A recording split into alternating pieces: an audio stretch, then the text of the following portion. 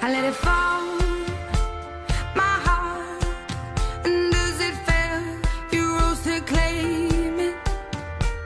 It was dark, and I was over, until you kissed my lips, and you saved me. My hands, they were strong, but my knees were far too weak.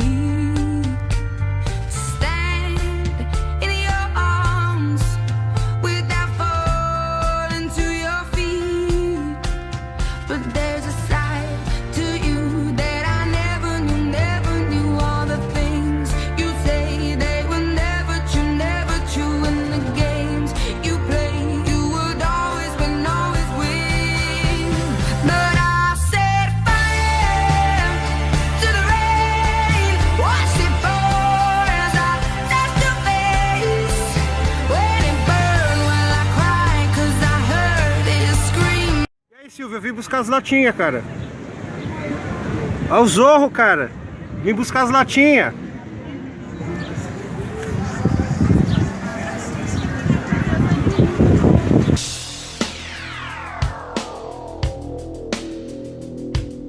A Monday warrior, mean strike. Today's Tom Sawyer, mean pride.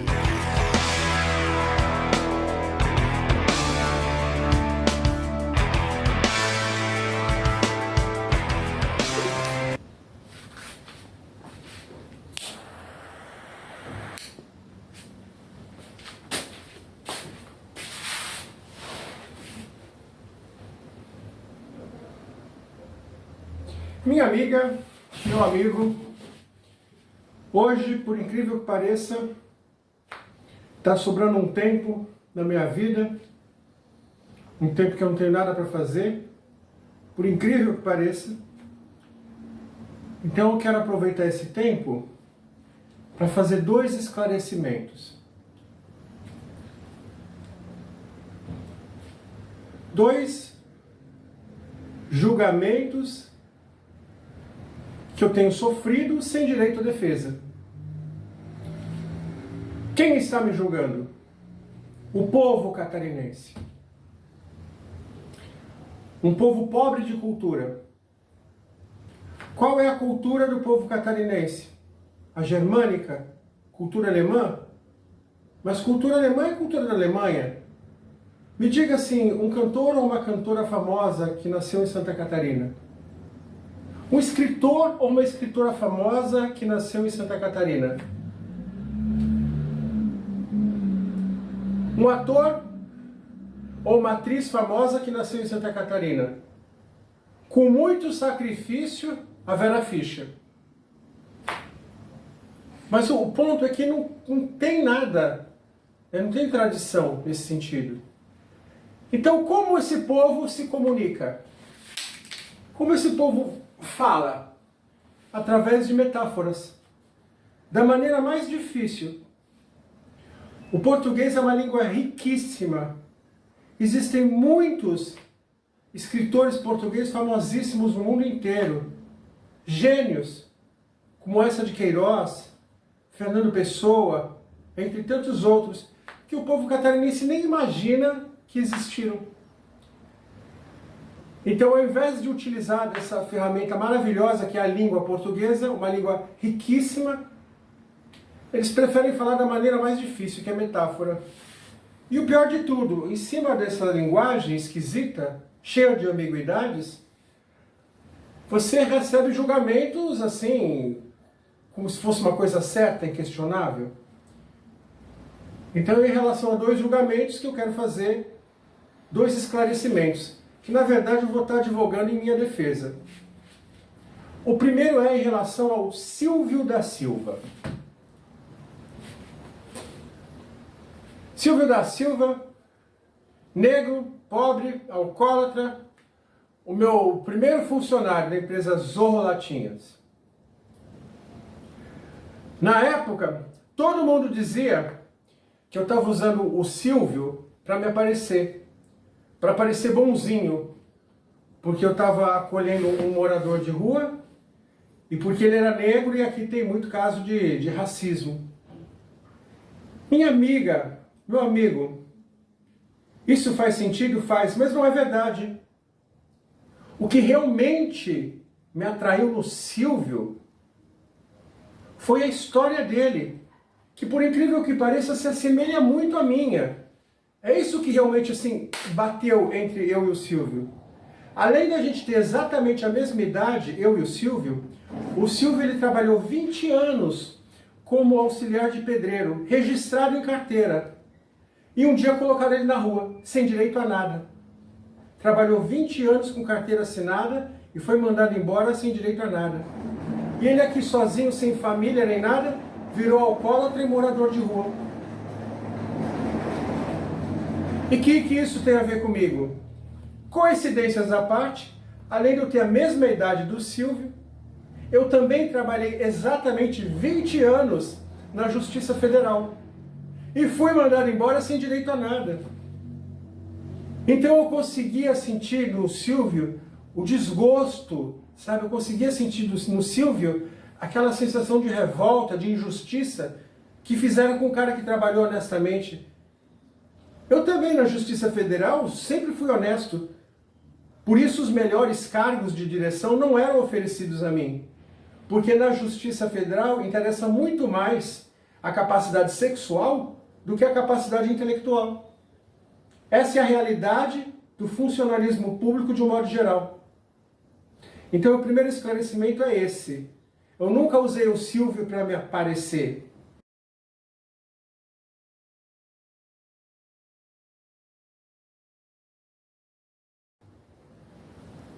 Eu recebia o Bolsa Família do Silvio, na época auxílio emergencial, e eu repassava para ele aos poucos, senão as pessoas roubavam ele na rua, e ele gastava tudo numa vez, ou ele perdia.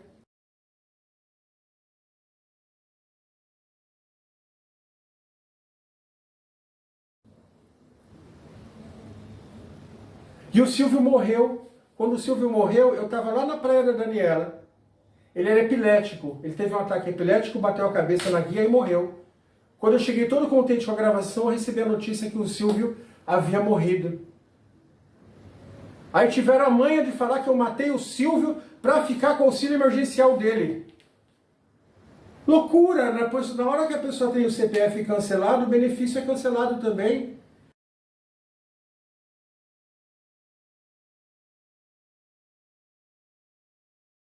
E que absurdo, meu melhor amigo. Acabei de falar para vocês que eu me identifiquei demais com a história do Silvio.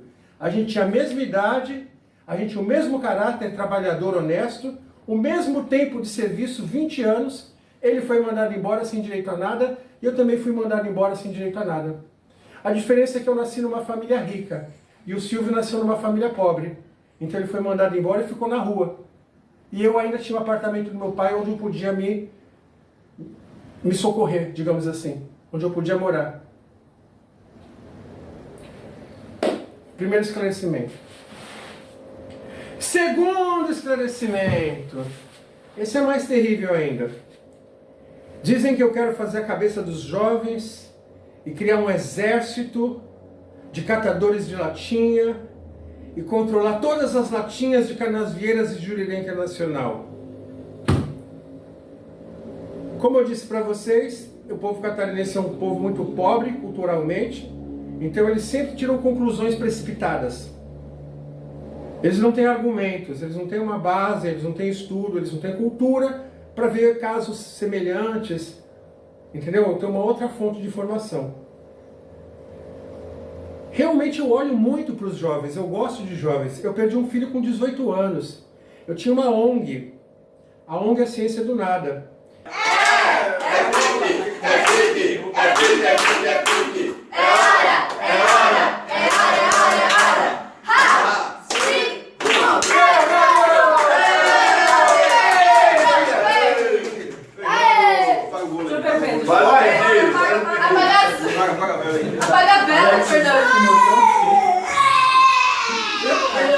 Faz o pedido, Fernando. Fala que tá todo mundo na rua.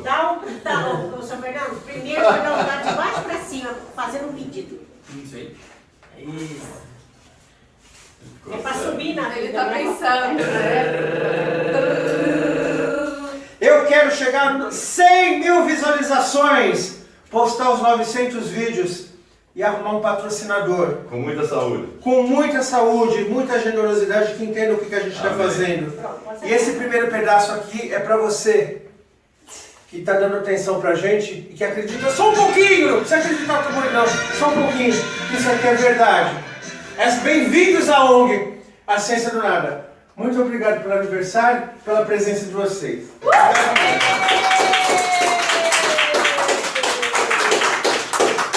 A ONG a gente pegava jovens na favela, era o foco principal, e ensinava a mexer no computador, curso de teatro, fazer gravação, atuar como ator nos episódios. E em troca, o que os meninos e as meninas faziam?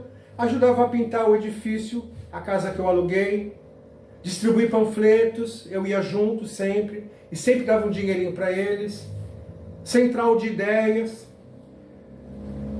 Então, quando eu olho para os jovens aqui, é uma coisa que até um desabafo que eu vou fazer com vocês, tá?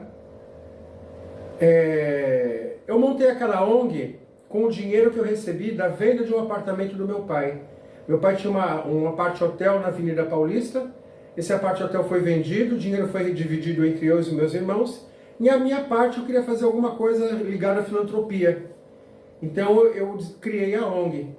Então a ONG era totalmente financiada com o meu dinheiro, dinheiro da herança do meu pai.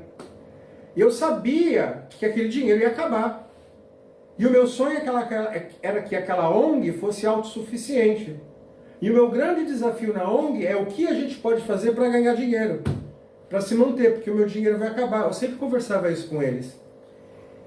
E aí quando eu olho os jovens aqui, que eu olho muitos jovens aqui em Canasvieiras, eu vejo que se a ONG, a Ciência do Nada, fosse aqui, a gente tinha uma maneira de se sustentar, que era através da coleta de materiais recicláveis, principalmente as latinhas e as garrafas PETs que estão praticamente abandonadas, ninguém recolhe.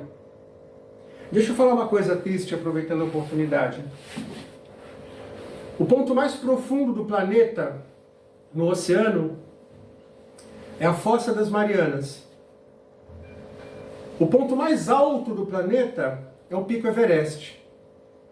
O Pico Everest ele tem 8 km e 700 metros de altura. A Fossa das Marianas, que é o lugar mais profundo no oceano, tem 11 quilômetros. E aí com um robô, tipo um drone, os cientistas mergulharam até o ponto mais fundo do planeta. Sabe o que eles encontraram lá?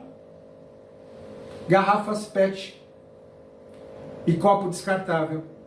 A 11 quilômetros de profundidade no oceano, no meio do nada. Veja que ponto chegamos. Então, meu amigo, eu acabei de fazer os meus 2 esclarecimentos. Quando eu olho os meninos assim, eu lamento que a ONG não tenha se desenvolvido aqui, porque aqui a gente poderia ser autossuficiente. Em relação a querer ter o controle de tudo, Deus que me livre. Olha, as latinhas, alguém nesse momento está tomando uma Coca-Cola ou uma cerveja. Daqui uma hora alguém vai estar tomando Coca-Cola e cerveja. Tanto aqui como o Jurerê Internacional. É um negócio que não para. 24 horas por dia. Eu preciso dormir, eu preciso fazer vídeo, eu quero brincar com as minhas cachorrinhas, eu quero ficar de boa, sem fazer nada, eu preciso tomar banho. Então eu me limito a trabalhar nos momentos de pico. Mas ter o controle de tudo, não. Agora, uma coisa é verdade, eu tenho muita vontade de ter uma oficina aqui em Canasvieiras de bicicleta motorizada. Eu pretendo implantar essa bicicleta motorizada em alguma das minhas empresas, das minhas microempresas. Tanto na Zorro Latinhas, como na Zorro Pet e como na Zorro Café. Talvez até na Zorro Geladinho, dá para levar geladinho na bicicleta motorizada. Né? De repente aparece algum menino que percebe que é legal pra caramba e busca um pacote de latinha lá em Jurerê Internacional, dirigindo uma bicicleta motorizada. Mas para chegar a esse ponto precisa do capital inicial e muito treinamento, muito treinamento. Essa molecada aqui é muito louca. Tem que passar por um treinamento e uma prova, né? Para ver se tem aptidão. Ok? Beijo no seu coração. Esclarecimentos feitos. Mais um desabafo do que esclarecimento.